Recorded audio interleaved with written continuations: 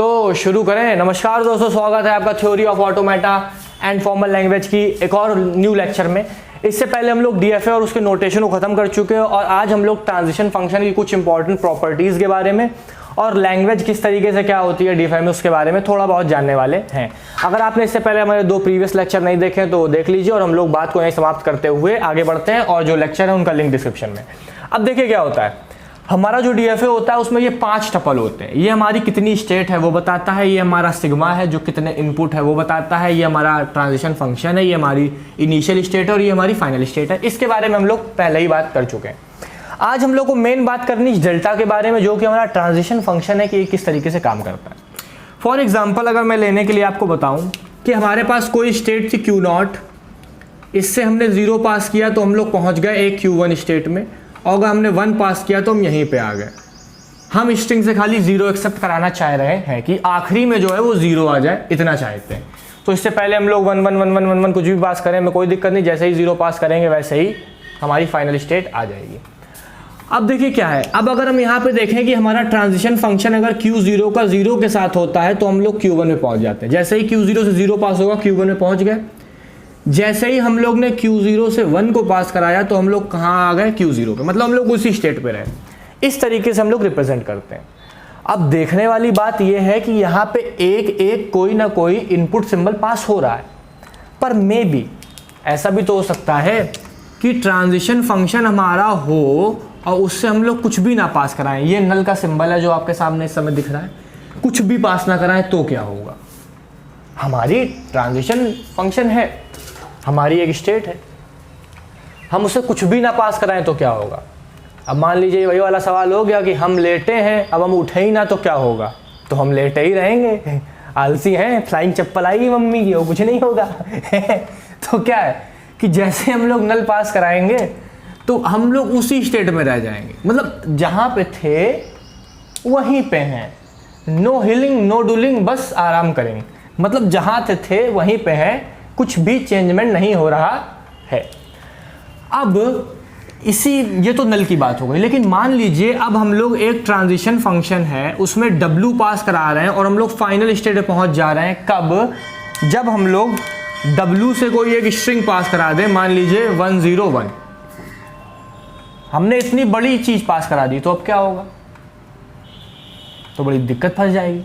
तो यहां पे क्या होता है, इस केस में हम लोग W को एक तरीके से XA की फॉर्म में मान लेते हैं और जो हमारा 101 है उसमें 1 हमारा A के साथ चला जाता है। तो हमारा ट्रांजिशन फंक्शन क्या हो जाएगा, Q, W की जगह हम क्या लिख सकते हैं, XA, और हमारा जो ये है इसके अंदर आ जाएगा एक और Q, X, इसका वाला, क्योंकि अभी स्ट्रिंग की फॉर्म में था, और हमारा A अलग से। ऐसे ही हम लोग अगले के लिए फिर बाइफरगेट कर लेंगे।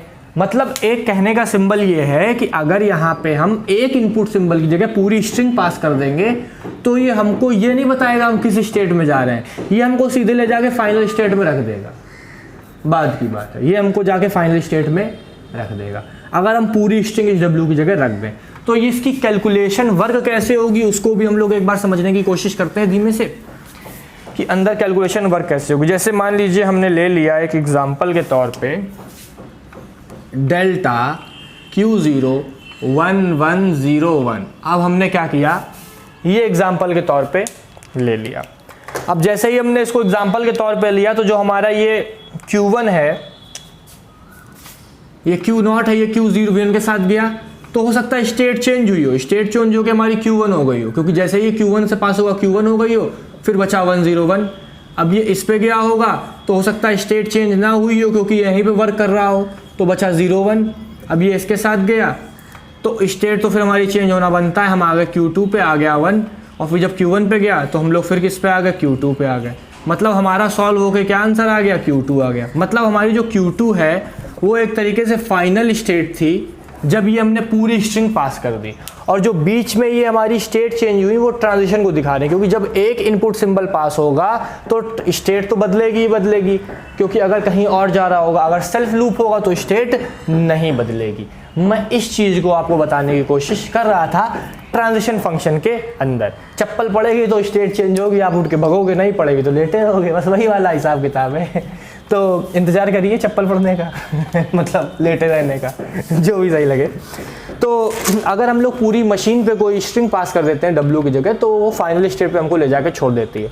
लेकिन अगर W स्ट्रिंग पास नहीं होती, एरर आ जाता है, तो समझ लीजिए आपने जो लैंग्वेज दी है, मतलब जो आपने 1101 दिया है, ये दिया है, अगर ये फाइनल स्टेट में नहीं पहुंचा रहा है, कुछ एरर आ रही है या नहीं एक्सेप्ट कर रहा है, तो ये समझ लीजिए जो आपकी स्ट्रिंग है, मशीन उसको एक्सेप्ट करने में कैपेबल नहीं है, वो मशीन उसको एक्सेप्ट नहीं करेगी। क्योंकि DFA में हमारे 5 टपल होते हैं, ये बात हम लोग जानते हैं। और हम लोग की लैंग्वेज किस तरीके से डिफाइंड होती है, क्योंकि हम लोग लैंग्वेज की बात कर रहे हैं, तो जो हमारी लैंग्वेज है A की, वो एक तरीके से ये W ही है जो हमने पास कराया, या इसको आप मान लीजिए ये W ही है। और जब ये W इस ट्रांजिशन फंक्शन से पास हो रहा था W, तो ये हमको कहाँ पे ले जा रहा था, फाइनल स्टेट पे ले जा रहा था। फाइनल स्टेट का मतलब ये है कि आप एक Q0 से आपने कुछ पास किया और आप Q1 पे जाके फाइनल स्टेट पे ही आखिरी तक है, मतलब आपकी मशीन जो है वो उस चीज़ को एक्सेप्ट कर रही है। पहले हम लोग देख के आ चुके हैं। तो बात को ध्यान से समझने की कोशिश करिएगा कि हमने एक स्ट्रिंग पास कराई, वो स्ट्रिंग जो है वो मशीन में गई, मशीन उसको एक्सेप्ट कर रही है, लगातार उसको चलाती जा रही है और फाइनल स्टेट दे रही है। अगर वो फाइनल स्टेट दे रही है, मतलब कि हमारी जो W थी वो एक स्ट्रिंग थी, मतलब कि वो एक लैंग्वेज थी, और वो लैंग्वेज मशीन में गई थी ये पता करने के लिए कि मैं एक्सेप्ट होऊंगी या नहीं।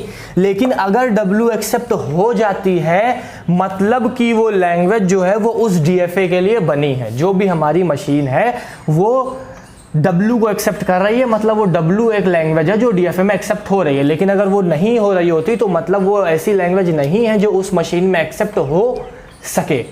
अब एक बात और ये आ जाती है कि जो भी लैंग्वेज DFA में एक्सेप्ट होती है, हमारी जो भी स्ट्रिंग होती है, उसको हम लोग बोलते हैं रेगुलर